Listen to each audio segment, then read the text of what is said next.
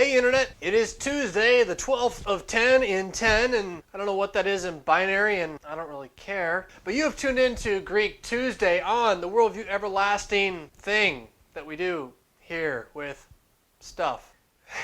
And this week's text is Luke chapter 18, verses 1 through 8. We've skipped over just a little bit of a section since last week, a section which most people think is talking about the end of the world, and which probably is to a small amount, but I'll tell you what it's not talking about, the secret rapture. I believe in a rapture, but it ain't secret, and it's at the end of time. It happens once, and then, hey, judgment. Even so, today's text then moves on, but remember, Jesus has been preaching against something very specific for the last 3 chapters, when sinners were drawing near to him and the Pharisees didn't like it. Since then, Jesus has been preaching about the need for people to understand that we're all sinners, we all need forgiveness, and the one thing you can do to make sure you don't get it is to not believe it. He has really been driving towards the parable he's going to tell next week and the fallout from that, which ends with him saying that the Son of Man is about to go and die for the entire world, as all the prophets have said. But what we get here and now is a combination of him giving some comfort to the disciples who are hearing him talk about how bad things are and how bad they're going to be, as well as a bit of a question to drive again back to the issue of those who are not believing who he is and what's about to happen very quickly. He told them a parable to the effect that they ought always to pray and to not lose heart. That English is not really so good there, lose heart. The Greek is egkakein, which comes from the putting together of 2 words, en, meaning in, and kaka, meaning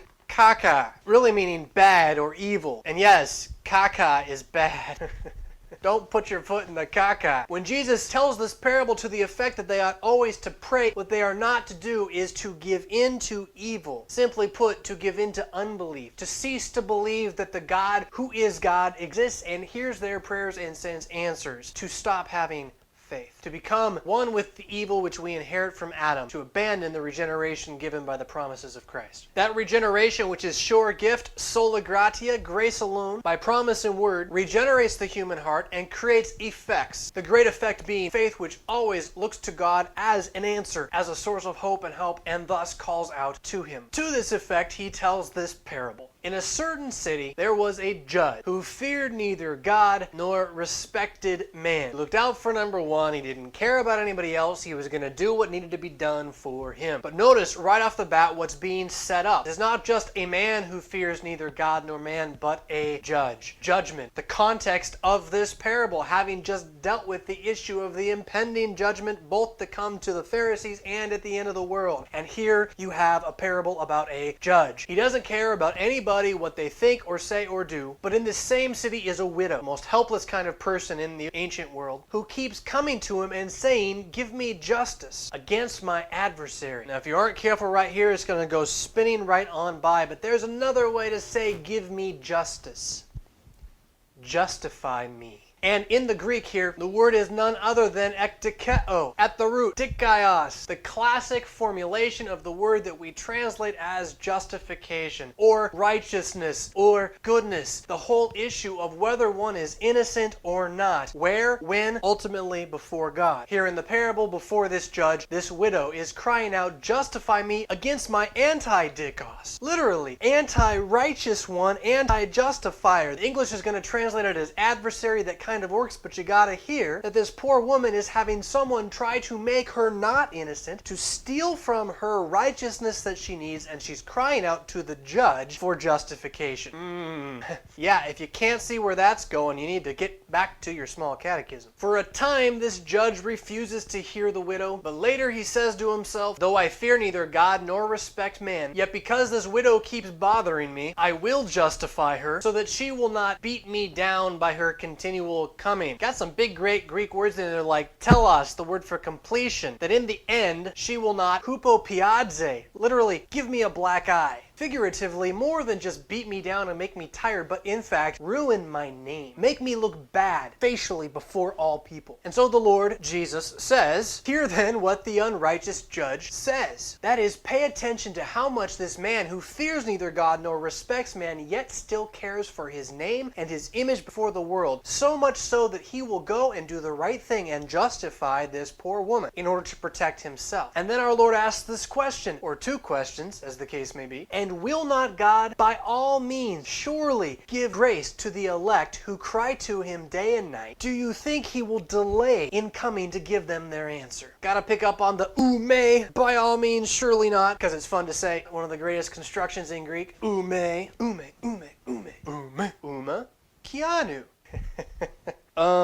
Will God not justify his elect who call on him day and night for the sake of his name, lest his name be blasphemed among the nations as a God who cannot save, the way Richard Dawkins would have us think it is, that he doesn't even exist? Will he not answer? Will he not send justification? What does this mean? Both in terms of the cross of Christ and what he's done in time and space and history, incontrovertibly achieved, so that only one who is willingly ignorant can believe it didn't happen, or in terms of sustaining you in your faith now by sending answers to your most heartfelt and needed prayers, that you would not lose hope but know you have a God who has said, call on me in the day of trouble and I will answer. And then, do you think he's going to wait long to do this? And the answer is no. It will not wait. The answer always comes swiftly. Your prayers are heard the moment they're asked, and there are many great and precious promises in the scriptures from Jesus' own mouth that you would call upon him and he says he will answer. It's hard sometimes for Lutherans to preach about this kind of thing, like that, yeah, go ahead and pray because you're going to get an answer. But this is gospel, to know that you have a God who hears you. So ask. Don't get caught up in the pietism of trying to figure out of whether you're asking rightly or whether you're asking for the right things.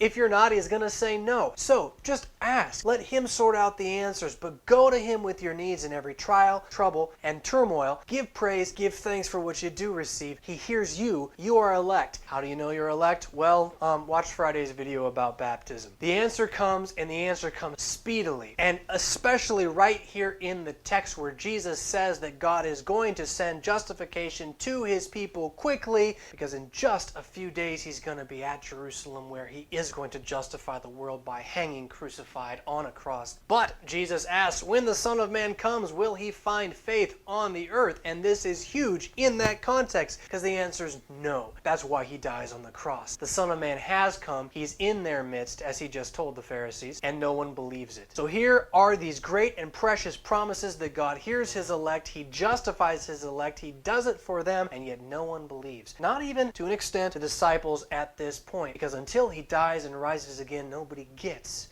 what's going on. That he's got to overcome death, he's got to overcome sin, that he destroys the devil by dying himself. So does the Son of Man find faith? No. But he creates it by word, by promise, and by his most righteous, holy, justifying deeds. For you, poor widow, poor beggar, hopeless one who can find no justice in this life because you have no justice in yourself, Lord have mercy. He will. He answers prayer. Truly, fear not and ask for what you need.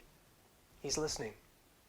He told this parable to the effect that you would know he's listening. Alright, there's some new stuff I want to point you to. Specifically, WorldviewEverlasting.com, a new kind of permanent space for all the stuff that's going on with these videos and around, and a new feature you can find there. Thanks to the success with which God has blessed this YouTube thing that we do here with stuff. The number of questions that I'm getting for Ask the Pastor 2.0 are to the point where I will not be able to answer them all, either via email or in the videos. And so I am forming the Worldview Everlasting team to answer some of these questions in a clearinghouse blog. If you go to worldvieweverlasting.com and look for You Got Question, We Got Answers, we will post some of the questions that have been sent which won't be able to be answered in the videos. So this means keep sending your questions. You now not only have me, but a team of several awesome young confessional Lutheran pastors at your service to bring you the classic Lutheran grandfather's church answers to what you need to know. So send your questions as you have been to wevelasting@gmail.com and expect an answer, and go see what other people are asking and what they're hearing. Be a part of the catechesis. It's good for you. And this is my pledge to you. I will make it as private as I possibly can. So whenever you send in a question which is truly personal, I will not share it. And even when we do share a more general question, I will leave it semi-anonymous. Unless, of course, you say share my name. Then I'll put your name out there. On the blog, the main post is the question. The comments are only going to be left by the pastors who have become part of the WEteam. So just beware of that. This is not a place for debate. This is a place for simple Lutheran answers. Hey, Lutheranism 101. Look at that. People want this stuff. Yar! But you know what we haven't had in a little while? Trogdor! Trogdor was a man. I mean, he was a dragon man.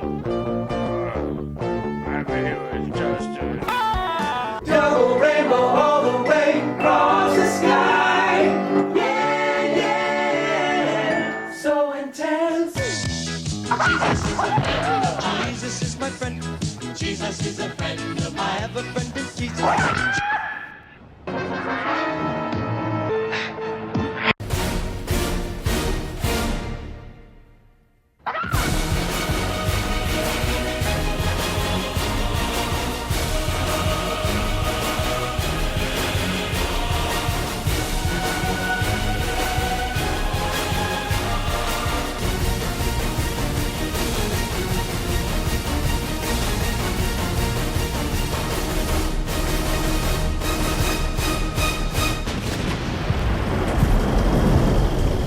Burninating the countryside, burninating the peasants.